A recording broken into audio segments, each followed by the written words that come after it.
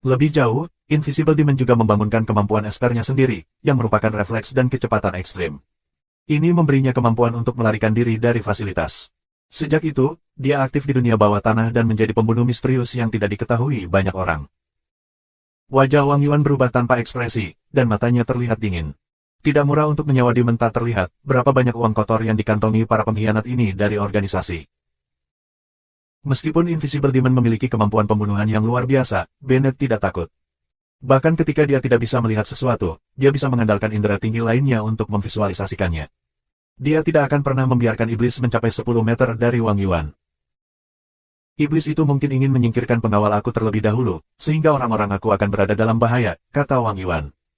Moran, tolong minta orang-orang mengikuti pembunuhku untuk memberitahu mereka agar segera berkumpul. Disusu tidak berdaya.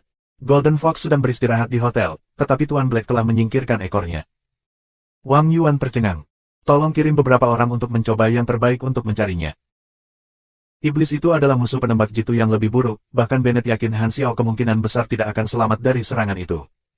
Meskipun dia menyukai Han Xiao dan ingin menyelamatkannya, dia dibebani dengan tanggung jawab untuk melindungi Wang Yuan, dengan demikian, tidak dapat membantunya. Dia hanya bisa berdoa agar Han Xiao bisa menjaga dirinya tetap aman. Begitu mata muncul, Han Xiao mengaktifkan baju zirah magnetnya untuk menutupi punggung dan lehernya. Detik berikutnya, bunga api dibelokkan dari permukaan armor, seolah-olah armor itu telah dihantam oleh senjata tajam puluhan kali dalam sepersekian detik. Dia sudah lama tahu tentang bahaya misi ini akan membawa, jadi dia selalu siap untuk terlibat dalam pertempuran. Beginilah caranya dia bereaksi begitu cepat. Tumpukan di punggungnya mendorong Han Xiao dengan paksa maju ke toko, menghancurkan kaca jendela. Musuh tidak terlihat. Han Xiao segera menyadari masalah yang dihadapi. Ketika Han Xiao jatuh ke toko, rasa bahaya mengikutinya, dan dia mendengar seseorang bergerak di udara dengan kecepatan tinggi. Tiba-tiba, Han Xiao meluncur mundur sebelum dia mengeluarkan senjatanya dan menembak ke tempat di mana suara itu terdengar. Namun, ronde tidak mendarat di musuh. Sebaliknya, kompartemen penyimpanan hancur, dan tanda-tanda peluru muncul di dinding. Musuh yang tak terlihat menyerang armor lagi, mengeluarkan suara kisi yang keras. Gerakannya terlalu cepat. Han Xiao hanya bisa menggunakan refleksnya untuk mencegah serangan dan kemudian melindungi dirinya dengan baju zirah. Untungnya, zirahnya menutupi 3/4 tubuhnya. Selama dia melindungi organ vitalnya, ancaman musuh sangat berkurang. Antarmuka menampilkan kerusakan yang ditimbulkan oleh musuh. Musuh itu jelas merupakan karakter yang gesit dan menyerang tinggi. Han Xiao melihat info pertempuran dan menemukan nama pembunuh bayaran itu. Demon tak terlihat. Han Xiao terkejut ketika dia menyadari betapa sulitnya situasinya. Mirip dengan laba-laba hitam, Demon tak terlihat telah menetapkan namanya sebagai salah satu bos paling sulit untuk dibunuh di planet Aquamarine dalam versi 1.0. Dengan kemampuan tembus pandang dan refleks super pada orang yang sama, ia dilahirkan untuk menjadi pembunuh jarak dekat. Invisible Demon, LV-44 dan kelincahan yang sangat tinggi. Gaibnya hanya terbatas pada tubuhnya yang T3L4-4 nanogram, yang berarti senjata yang ia gunakan untuk menyerang aku adalah kukunya, dan ia bergerak dengan T3L4-4 nanogram bulat. Bicara tentang kesopanan. Kecepatan gerakanku tidak sebanding dengan kecepatannya. Kecepatannya lebih tinggi ketika datang ke pengisian jarak pendek dan penghindaran, tetapi membunuh dari kejauhan bukan keahliannya. Aku bisa menggunakan sepatu boot dan hanya melarikan diri. Tetapi jika aku melarikan diri seperti itu, akan ada kesempatan baginya untuk membunuh aku. Biarkan aku melihat apakah aku bisa menjatuhkannya. Untuk mengatasi dia secara efektif, aku harus memperlambatnya terlebih dahulu. Pada saat itu, banjir pikiran melintas di benak Han Xiao. Matanya menjadi sedingin es, dan dia memasuki kondisi pikiran yang sangat terfokus.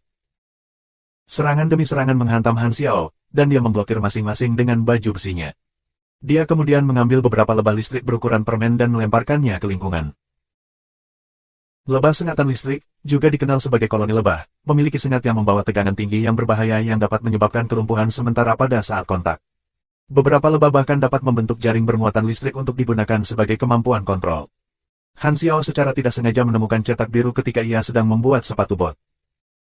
Sekelompok lebah sengatan listrik terbang di dalam toko kecil, dan efeknya bisa langsung dirasakan. Iblis itu dapat melarikan diri dengan kecepatannya, tetapi ruang yang bisa dia gerakkan sangat dibatasi, dan sebagai hasilnya, tingkat serangannya berkurang. Bang bang bang. Han Xiao melepaskan tembakan tanpa henti, tetapi semua tembakan berhasil dihindari. Iblis itu bahkan lebih cepat daripada Pan Kuang, karena Pan Kuang bisa menghindari peluru, Demon Iblis pasti bisa melakukannya lebih baik. Karena kamu pandai bersembunyi, mari kita lihat siapa yang memiliki lebih banyak HP. Saat matanya berubah lebih dingin, Han Xiao mengganti majalah dan memuat peluru Haim. Dia kemudian menembak dengan gila. Gas beracun hijau memenuhi udara di dalam ruang kecil, menelan keduanya. Kamu telah sedikit diracun. Kamu akan kehilangan 3 HP per detik selama 1 menit. Kamu akan tetap berada dalam kondisi beracun selama kamu berada dalam jangkauan gas beracun, dan tingkat kerusakan akan terus meningkat. Garis bawah garis bawah garis bawah garis bawah. Jika Dimenta terlihat menyerang, dia akan terluka oleh gas beracun juga. Han Xiao tidak kenal takut karena ia membawa ramuan kesehatan tingkat rendah. Dengan HP-nya lebih dari 2000, ia mengubah medan perang menjadi keuntungannya dan berhasil mengalahkan kemampuan tembus pandang lawan. Situasinya menemui jalan buntu. The Invisible Demon tidak dapat menghadapinya, Han Xiao juga tidak bisa menembakkan Invisible Demon. Meskipun aku tidak akan dikalahkan, aku juga tidak mampu mengalahkan iblis ini. Jika ini terus berlanjut, dia pasti akan mundur, dan itu hanya akan menjadi hasil imbang pada akhirnya. Han Xiao bertekad untuk membunuh iblis yang bisa mengancam hidupnya. Setelah berpikir 2 kali, ia memutuskan untuk meninggalkan situasi nyaman yang telah ia ciptakan. Dia mengaktifkan sepatu botnya dan melarikan diri dari medan perang. Seperti yang diharapkan, iblis mengejarnya. Dia pura-pura mengendalikan baju zirah itu perlahan, menunjukkan kekurangannya pada iblis. Tidak mengherankan, itu kemudian menggaruknya dengan paksa di punggungnya. Meskipun disiksa dengan rasa sakit dari cakar iblis, Han Xiao mempertahankan wajah yang lurus. Ini semua untuk menguji dampak serangan iblis pada tubuhnya. Garis bawah garis bawah garis bawah garis bawah. Kamu telah diserang oleh Invisible Demon LV44. Kamu kehilangan 37 HP. Garis bawah garis bawah garis bawah. Hanya 1 serangan dan aku kehilangan hampir 40 poin kesehatan. Selain itu, frekuensi serangannya sangat tinggi.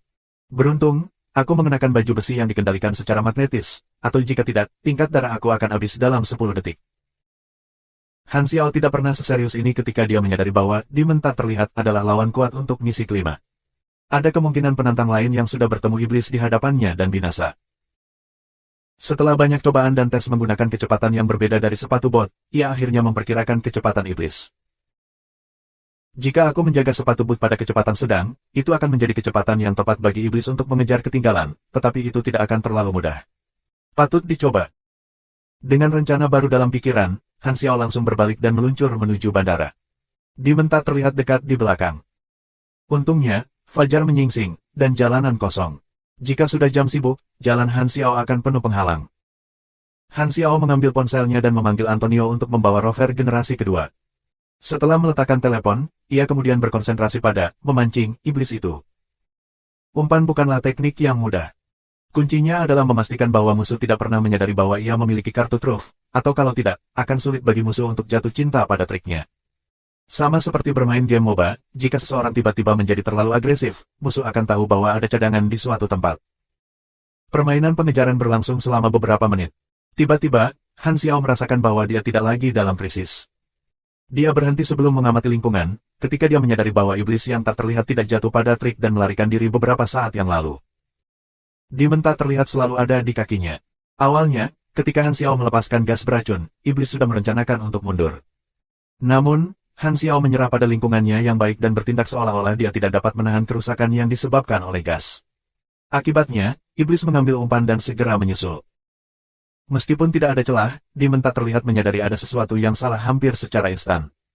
Ini membuatnya merasa terancam, jadi dia memutuskan untuk mundur, menyerah pada target dengan tegas. Dia terlalu waspada, Han Xiao berpikir dengan kecewa, tetapi dia segera mengejek dirinya sendiri karena pemikiran seperti itu. Jika Dimenta terlihat begitu mudah untuk ditangani, dia tidak akan digolongkan sebagai salah satu yang paling sulit untuk dibunuh. Beberapa masalah muncul saat pertempuran sengit berlangsung. Menghadapi musuh yang lebih tinggi dari LV40, terlepas dari apakah musuh lebih dari ketangkasan atau jenis tank, pistol itu tampaknya tidak berdaya. Masalah utama adalah bahwa Han Xiao tidak memiliki keterampilan untuk menjadi penembak. Dia selalu melewatkan tembakannya. Masalah yang dipikirkan Han Xiao juga merupakan dilema dalam versi 1.0 dari game. Kematian senjata bubuk mesiu biasa terbatas ketika seorang pemain menghadapi musuh di atas LV50. Meskipun kuat, kebanyakan senjata masih relatif lemah terhadap iblis super kecuali jika pemain telah membuat perangkap sebelumnya. Pistol elektromagnetik adalah senjata generasi berikutnya. Banyak peningkatan pada kekuatan tembakan dan kecepatan menembak telah dilakukan untuk senjata. Perbaikan ini memenuhi kebutuhan Han Xiao. Dengan kecepatan peluru yang ditingkatkan, akan lebih sulit bagi musuh untuk menghindarinya. Untuk membangun senjata elektromagnetik yang tepat, lengkap, dan stabil, diperlukan pengetahuan penuh tentang teori magnetisme. Pengetahuan lanjutan planet Aquamarine tentang teori magnetisme dikendalikan dengan ketat. Han Xiao mengerutkan kening. Jika aku ingin membuat senjata elektromagnetik sendiri, aku perlu membuat cetak biru sendiri. Teori di balik senjata elektromagnetik portabel tidak terlalu sulit untuk dipahami atau sulit dikendalikan jika teori elektromagnetisme dasar aku ditingkatkan ke LV 5. Namun, akan sulit jika aku ingin membuatnya menjadi senjata nyata karena akan ada banyak detail yang perlu diperhatikan. Untuk mengurangi waktu percobaan, yang terbaik adalah memiliki arah untuk bekerja, seperti memiliki cetak biru senjata yang ada dan kemudian membuat peningkatan lebih lanjut kepada mereka. Setelah beberapa waktu, Antonio tiba dengan van-nya. Dia melihat ke kiri dan ke kanan, lalu bertanya, di mana musuh? Melarikan diri. Han Xiao melompat ke van dan hanya berkata, ayo kembali ke pesawat.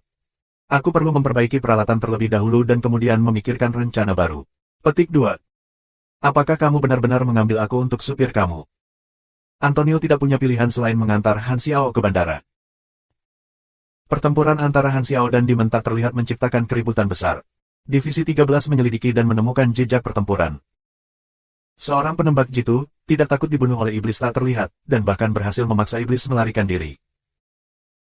Disusu terkejut ketika dia memikirkan betapa mengancamnya Tuan Hitam ini telah membuatnya merasa di River Valley Manor dengan kekuatannya yang luar biasa. Mata Bennett bersinar karena terkejut. Di mana dia sekarang? Dia terkait dengan Varian Company. Dia ada di pesawat perusahaan itu saat ini. Petik 2. Dia harus mempersiapkan dan memperbaiki peralatannya sekarang, jawab Wang Yuan. Jangan beritahu dia dulu. Moran, bisakah aku menyusahkanmu untuk meminta seseorang mengirim pesan untuk meminta Tuan Blake datang ke River Valley Manor besok pagi? Petik 2. Baiklah, Moran mengangguk. Yang berdiri di samping adalah Golden Fox, yang telah diundang sebelumnya. Pada saat itu, wajahnya pucat seperti selembar kertas. Blake adalah target keempat dari Demon tak terlihat sementara dia adalah yang kelima. Untungnya, Tuan Blake telah memaksa Demon Iblis untuk mundur dan membiarkannya melarikan diri. Golden Fox meragukan apakah dia akan mampu bertahan dari serangan oleh Demon Iblis. Dia menyelamatkan hidupku. Golden Fox menggigit bibirnya. Blake misterius dan pandai dalam segala hal. Satu-satunya masalah adalah bahwa kesukaannya agak terlalu aneh. Di dalam pesawat, Han Xiao sedang sibuk memperbaiki baju besi magnet. Pada saat yang sama, ia berpikir tentang pembuatan senjata magnet. Jenis senjata yang paling cocok adalah penembak jitu karena dapat melengkapi kemampuan pergerakannya dan memaksimalkan kekuatan senjata pada saat yang sama. Dengan 7 poin bakat, Han Xiao menghabiskan 5 poin untuk meningkatkan teori elektromagnetisme dasar, teori senjata dasar, dan teori energi dasar hingga maksimum LV 5. Han Xiao memilih teori elektromagnetisme dasar sebagai keterampilan inti dan muncul dengan berbagai kombinasi rangkaian keterampilan. Dia kemudian membangun banyak cetak biru terkait magnet saat dia menuliskan ide-idenya, terlepas dari kelayakannya. Setiap rangkaian keterampilan akan dimasukkan setidaknya 2 kali. Dengan banyak cetak biru di tangannya, cairan otaknya akhirnya habis. Dia memijat pelipisnya dan menghela nafas. Aku pikir itu cukup, waktu untuk membangun. Varian Company tidak memiliki kontak untuk mendapatkan materi di Seagull City. Bahan elektromagnetik yang dibawa oleh Han Xiao terbatas, namun itu sudah cukup jika dia melepas dan menggunakan kembali bagian-bagian dari produk yang gagal. Namun, beberapa komponen mungkin aus ketika produk gagal. Dengan itu, tingkat daur ulang sekitar 80%. Han Xiao meramalkan bahwa akan sulit untuk membuat senjata elektromagnetik yang stabil tanpa gagal lebih dari 10 kali ketika dia mencoba membangun struktur dasar dari senjata itu. Jika aku ingin sukses, aku harus menurunkan harapan aku dan membuat prototipe terlebih dahulu dengan spesifikasi yang disesuaikan. Han Xiao ragu-ragu dan akhirnya memutuskan dia akan terlebih dahulu membuat produk uji, kemudian prototipe, dan tidak terlalu ambisius. Dengan rencana yang jelas dalam pikirannya, Han Xiao melanjutkan untuk membuat senjata. Senjata yang diperbarui adalah yang paling penting bagi pasukan militer, dan senjata ringan adalah fokus utama. Prinsip senjata elektromagnetik tidak rumit karena hanya menggunakan kekuatan elektromagnetik untuk mendorong peluru. Bagian yang lebih menantang adalah debugging aktual itu sendiri, karena ada banyak variabel seperti jumlah putaran koil, tegangan arus, energi terbatas, kecepatan, jarak. Dengan mencapai LV 5 di teori energi dasar itu memberi Han Xiao cetak biru baru, bentuk baterai energi baru. Itu disebut sebagai Rubik's Cube, dan itu adalah komponen yang tepat. Itu bisa menyimpan hingga 180 auna, memungkinkan kapasitasnya menjadi beberapa kali lipat dari baterai biasa. 6 negara sedang bereksperimen dengan baterai lain, seperti baterai daya, baterai superkonduktor, dan bahkan baterai nuklir mikro, yang dapat digunakan dalam berbagai aspek. Tetapi Rubik's Cube adalah salah satu jenis baterai yang lebih nyaman digunakan oleh mekanik. Teori yang sama dapat memiliki banyak kemungkinan karena masa depan sains tidak memiliki jalan yang pasti. Teknologi selalu berubah, jadi menarik untuk mengeksplorasi berbagai kemungkinan. Garis bawah garis bawah garis bawah garis bawah. Kegagalan. Garis bawah garis bawah garis bawah. Kegagalan. Garis bawah garis bawah garis bawah. Meskipun banyak kegagalannya, Han Xiao tidak pernah menyerah dan terus berusaha meningkatkan detail setiap kali. Sudah terlambat. Han Xiao melihat ke langit dan merasa kasihan dia harus berhenti melakukan pekerjaannya. Anthony lalu masuk. Ada orang-orang dari Divisi 13 yang datang untuk menemukanmu lebih awal. Apa yang mereka katakan? Majikan kamu telah mengubah waktu yang dibutuhkan untuk berkumpul, jadi kamu tidak perlu terburu-buru. Datang saja ke River Valley Manor besok pagi. Petik 2. Han Xiao senang dengan itu karena dia menyadari bahwa akan memberinya lebih banyak waktu untuk melanjutkan pekerjaannya. Pada malam hari, Wang Yuan dan teman-temannya duduk diam di mobil dan berjalan kembali ke rumah dengan selamat. Wang Yuan dan Bennett kemudian berjalan ke villa, pergi ke kamar di lantai paling atas, dan menutup pintu. Sena telah mengunci semua pengkhianat, dan operasi kali ini berhasil. Selain menyingkirkan pengkhianat, organisasi juga dapat mulai menerapkan ide-ide kamu, kata Wang Yuan. Bennett mengangguk. Aku punya firasat bahwa pertempuran akan dimulai lebih cepat dari yang diharapkan, dan kita perlu bersiap sejak dini untuk melarikan diri dari krisis. Kami akan membutuhkan kerjasama dari pasukan dan organisasi lain untuk menyelesaikan rencana tersebut. Petik 2. Satu hal yang aku tahu pasti adalah bahwa 6 negara pasti akan membantu, jawab Wang Yuan. Selama diskusi sebelumnya, kamu melihat sikap Moran. Mendapatkan bantuan Six Nations akan sangat bermanfaat. Dengan bantuannya, kita akan bisa lepas dari krisis. Aku hanya takut akan ada pihak yang ambisius yang memperhatikan sumber daya kami. Petik 2. Mata Bennett menyala, dan suaranya seperti embusan angin dingin bertiup dari utara. Ini adalah rencana untuk menyelamatkan banyak nyawa tak berdosa. Aku akan berurusan dengan siapapun yang mencoba menghalangi kita. Petik 2. Pada saat itu, Wang Yuan akan berbicara ketika suara menusuk tajam bergema di luar manor. Keduanya memandang keluar jendela dan melihat kilat melesat ke langit. Gerbang manor kemudian disambar petir, dan itu dilemparkan ke kendaraan lapis baja. Seseorang yang berkedip dengan cahaya berjalan menuju gerbang, dan itu tampak seperti kilat menakutkan yang sebelumnya telah ditembakkan darinya. Gerbang yang kuat, yang tahan terhadap badai peluru, telah hancur seketika. Para tentara bayaran berteriak dan semuanya dengan panik menembakkan senapan mesin dan menembakkan meriam. Namun, Raging Bolt tidak menyerah dan melepaskan kilat dari kakinya. Dia melesat 10 meter ke udara dan menghancurkan tempat aslinya di tanah. Di udara, Raging Bolt mengepalkan tinjunya dan kilat keluar dari dadanya. Ledakan listrik yang kuat melintas, membakar kornea mata setiap tentara bayaran di tanah. Ledakan. Daerah di mana semua senapan mesin berada diledakkan. Beberapa tentara bayaran yang terkena cahaya disetrum sebelum mereka bahkan dapat mengucapkan sepatah kata pun. Bau asap memenuhi seluruh area. Dampak dari pertempuran ini membuat mereka semua terkejut. Aliran udara dingin yang terasa seperti kematian merayap di punggung mereka. Dengan kematian Volcano dan Moonlight, tidak ada seorang pun di Manor yang cukup kuat untuk mengalahkan musuh. Bahkan Black tidak ada. Kita tidak bisa mengalahkan manusia super tingkat ini. Seorang tentara bayaran mundur ketakutan. Mata Chen Li tajam dengan tekad, dan dia memberi perintah untuk memulai serangan lagi. Raging Bolt sama sekali tidak terluka ketika dia jatuh dari langit. Ketika dia melihat bahwa tentara bayaran masih memiliki keinginan untuk bertarung, dia tersenyum dingin. Sekelompok idiot yang tidak mengetahui batas kemampuanmu. Dia kemudian mengangkat tangannya dan mendorong telapak tangannya ke depan. Pulsa elektromagnetik yang tak terlihat menyebar ke seluruh manor dan merusak semua komponen elektronik, menghasilkan kegelapan total. Para tentara bayaran semua terkejut. Bahkan kendaraan rusak, jadi tidak ada cara untuk melarikan diri bahkan jika mereka mau. Keputusasaan memenuhi udara dengan cepat. Wang Yuan menatap Raging Bolt, dan wajahnya menjadi gelap. Kekuatan Raging Bolt by Jin adalah generasi dan kontrol petir. Dia manusia super dengan potensi besar, dan dia sangat aktif di dunia kriminal dalam beberapa tahun terakhir. Petik 2. Oh, ayolah, ini hanya seorang pemuda. Biarkan aku berurusan dengannya karena para pemuda di luar tidak bisa menanganinya. Petik 2. Bennett mempertahankan ekspresi yang sama ketika dia mendorong membuka jendela dan melompat ke tanah. Sambil menyingkirkan tentara bayaran, dia menangkap semua perhatian mereka saat dia berjalan menuju Raging Bolt. Baru kemudian mereka menyadari bahwa ada seseorang yang bisa mengalahkan Raging Bolt, dan secercah harapan menyinari mereka. Apa, sebenarnya ada lawan yang kuat? Raging Bolt dengan bersemangat menjilat bibirnya dan mengerahkan semua energi yang tersimpan di tubuhnya. Tidak peduli berapa banyak lawan lemah yang aku kalahkan, kesenangan mengalahkan lawan yang kuat tidak ada bandingannya. Raging Bolt menatap Bennett dengan mata serigala. Kendaraan Divisi 13 terletak di hutan, memantau setiap pergerakan di Manor. Raging Bolt terlalu kuat, pikir disusul sambil menyeka keringat di alisnya. Aku harus melaporkan ini ke Moran secepatnya karena ancaman seperti itu dapat menyebabkan konsekuensi yang mengerikan bagi kota kami. Disusu segera mengangkat telepon dan memanggil Moran. Di layar, pertempuran antara Bennett dan Raging Bolt sedang berlangsung. Keduanya akan melepaskan gerakan terkuat mereka kapan saja. Itu adalah saat ketika semua orang menahan napas. Namun, dada Raging Bolt tiba-tiba meledak menjadi kabut berdarah. Setelah itu, semua orang mendengar tembakan senjata menakutkan dari jauh.